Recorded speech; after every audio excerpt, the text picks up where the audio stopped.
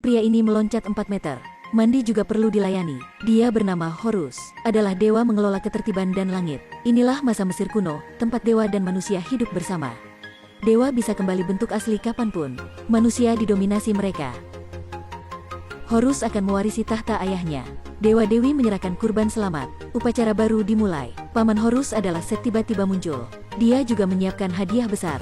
Adalah tentara di bawahnya. Raja Rosiris ditikam Set. Darah emas terus mengalir. Melihat situasi tidak baik, Horus berdiri melawan.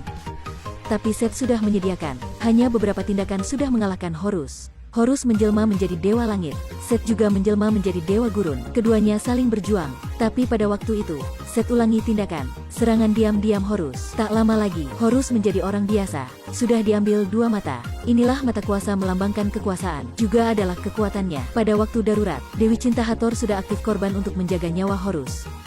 Setelah itu, Horus diasingkan ke kawasan perbatasan. Mengalami kesusahan, Set harus bertahan banyak tahun ini. Mendapat tahta, Set menjadi si Raja Sengit. Dia membangun bangunan, siap membangunkan menara tinggi, bahkan lebih beberapa kali lipat piramida tertinggi. Pajak tinggi.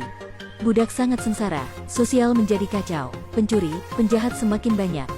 Suatu hari, seorang pencuri menyusup perbendaharaan, tapi tujuannya bukan uang. Di akhir jalan, mata kuatan bersinar biru. Si pencuri melihat, itulah tujuan. Dia menginjak satu batu, kalajengking di mana-mana. Dia menyalakan api, yang memanjangkan bayangannya. Bayang tepat menutup badan. Lantai segera dilipat, orang malang akan dikait jadi isi kue. Dia angkat obor ke atas. Hati-hati melangkah. Akhirnya sudah bisa mengambil satu mata. Dia ingin membantu Horus mengambil lagi matanya. Untuk menjatuhkan pemerintahan Sengit Set. Begitu, dia dan pacarnya baru keluarkan situasi budak. Ada mata kuasa. Si pencuri Bek menemui pacar bernama Zaya. Tidak terduga, semuanya sudah terungkap. Bek segera mengantar Zaya lari diri. Tapi di jalan, Zaya ditembak anak panah dan mati dalam tangannya. Bek menemui Horus, tapi tidak memberinya mata kuasa, tapi minta buat kontrak. Dia ingin Horus mengebangkitkan pacarnya, tapi Horus hati hanya ingin balas dendam. Tidak cukup sabar buat kontrak dengan Bek. Kamu berani mensyaratkan samaku kan? Tempat inilah dunia neraka. Seorang pedagang menyerahkan kotak harta, segera dijelma ke kehidupan selanjutnya. Orang miskin ini mencari di mana-mana, hanya ada satu cincin. Akhirnya diubah menjadi abu. Dengan pemerintahan sangat aniaya Set, para jiwa harus menyerahkan harta baru bisa menjelma kehidupan. Zaya putus asa, karena dia tidak ada satu sen pun. Untungnya, pacarnya menemui orang bantu. Itulah Dewa Langit Horus. Bek setujui Horus mengambil mata kedua. Tukarnya, Horus harus menyelamatkan pacarnya dari neraka. Dewa selalu menjaga janji. Sekejap mata, Horus mengantar Bek meminjam senjata balas dendam. Mereka mendaki gunung tertinggi di Mesir. Horus baru ke sana sudah menjelma jadi dewa. Karena Dewa Matahari adalah kakeknya. Dewara tahu masalah anak bungsu membunuh kakaknya mencopet tahta. Tapi dia tidak bisa merawat masalah dunia manusia.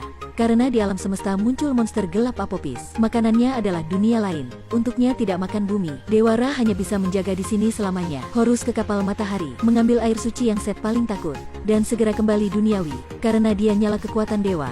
Yakin Set juga bisa merasa, pasti baru pulang. Mereka sudah dikejar. Set menyuruh 2 bawahan terbagus. Adalah 2 ular putih dan hitam. Karena hanya ada satu mata, Horus tidak bermampu menang 2 ular. Dia membawa Bek dan berlari, bersembunyi di lubang batu. Bek berencana, dia menjadi umpan, menggoda ular hitam. Horus pada sempat menikam, tapi hal itu tidak bisa membunuh ekor ular. Ular lain melihat temannya sakit, segera bergema dan menerkam. Dia mengeluarkan api. Bek berlari secepat mungkin. Pada waktu darurat, Horus menemukan jalan keluar. Dia ke punggung ekor ular, membunuh pengontrol. Si ular hilang pengontrol segera terjatuh ke jurang. Ular hitam menemukan saudarinya sudah dibunuh. Segera marah, membuka mulut besar menerkam. Waktu itu, mantan Horus, Hathor datang. 2 matanya cerah. Ular hitam sebagai hipnose, membakar dirinya. Setelah menang kedua ular, mereka menemui Dewa Kebijaksanaan Thoth. Ada Thoth, mereka akan bisa masuk istana Set di gurun. Ingin mengalahkan Set, harus ke pusat istana, memakai air suci menghancurkan sumur-sumbernya. Penjaga istana adalah binatang raksasa bentuk singa. Ingin ke sini, harus jawab benar 3 pertanyaannya. Ada Dewa Thoth bersama. Mereka segera melewati ke pusat istana. Sekarang hanya satu langkah terakhir. Horus keluarkan air suci ke sumur-sumber. Waktu itu, satu sangkar burung tiba-tiba muncul. Ternyata Set tahu mereka akan datang. Dia mencopet otak Thoth, menunangkan air suci ke sana. Horus sepenuhnya gagal. Tapi batin jahat Set tidak hanya berhenti sana. Tujuan selanjutnya adalah mendominasi 3 dunia. Dewa kematian gurun Set memakaikan baju besi orang mati, satu hati dingin, mata kuasa tersisa, dan menjelma jadi bentuk sempurna. Set menemui ayah adalah Dewa Ra, menyalahkannya bias kakak. Tapi Dewa Ra berkata, anak sulung Osiris hanya mendominasi manusia. Dia memberi Set berjuang di gurun.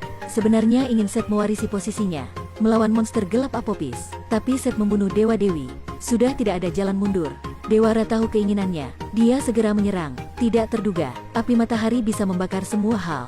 Tidak bisa melawan Set. Setelah itu, Set membunuh ayahnya. Mencopet tombak matahari juga adalah kekuatan Dewa Ra. Setelah itu, dia keluarkan monster Apopis. Menggunakannya mendominasi 3 dunia. Tepat waktu itu, Dewi Cinta Hathor mendengar cerita Beck dan Zaya. Dia memberi Beck ke neraka untuk ketemu pacar kali terakhir. Waktu itu Beck baru tahu, Horus tidak bisa membangkitkan orang mati. Horus masih menipunya. Ke neraka, kekuatan monster Apopis sudah kesini. Meskipun Dewa Kematian hanya bisa melawan waktu pendek, Zaya menyarankan Beck membuang prasangka. Hanya Horus baru bisa meruntuhkannya dan mencegah dunia punah. Waktu itu di Menara Tinggi, Horus melawan dengan Set. Ketika Horus siap mati di bawah tombak, Beck tepat waktu muncul dan mencopet mata kuasa tersisa. Momen jatuh dari menara, dia upaya melempar mata pada Horus, tapi dirinya juga siap terjatuh dari menara. Horus diantar 2 pilihan susah. Akhirnya, dia melewatkan sempat pulihkan kekuatan. Upaya menyelamatkan Beck tidak terduga. Ketika jatuh, sebadan Horus bersinar kuning. Kekuatan belum pernah ada di sekitar badan. Ternyata, dengan mata kuasa, kepercayaan menjaga rakyat, baru kekuatan terbesar. Horus menggoda Set masuk dalam menara. Segera ke langit, waktu berlawan. Dia memecahkan sayap Set, melempar ke bawah. Menara tinggi dilambangkan kekuatan sengit. Akhirnya sudah jatuh dengan Set. Setelah membuat Set, Horus menggunakan tombak membangkitkan kakek. Dewa Ra setelah memulihkan kekuatan sudah menangkap monster Apopis secara mudah. Dia sudah bekerja hal ini selama ribuan tahun. Akhirnya, dia memakai kekuatannya, menyelamatkan Beck dan Raya. Sejak itu, jiwa masuk neraka tidak usah menyerahkan harta lagi, tapi dinilai lewati kebaikan orang itu. Dalam puing-puing, seorang anak membawa mata kuasa. Diam berlutut menyerahkan Horus. Horus juga berlutut, pasang mata. Air bisa mendorong kapal, juga bisa menenggelamkannya. Kekuatan benar, selalu perlu pengakuan dari hati rakyat.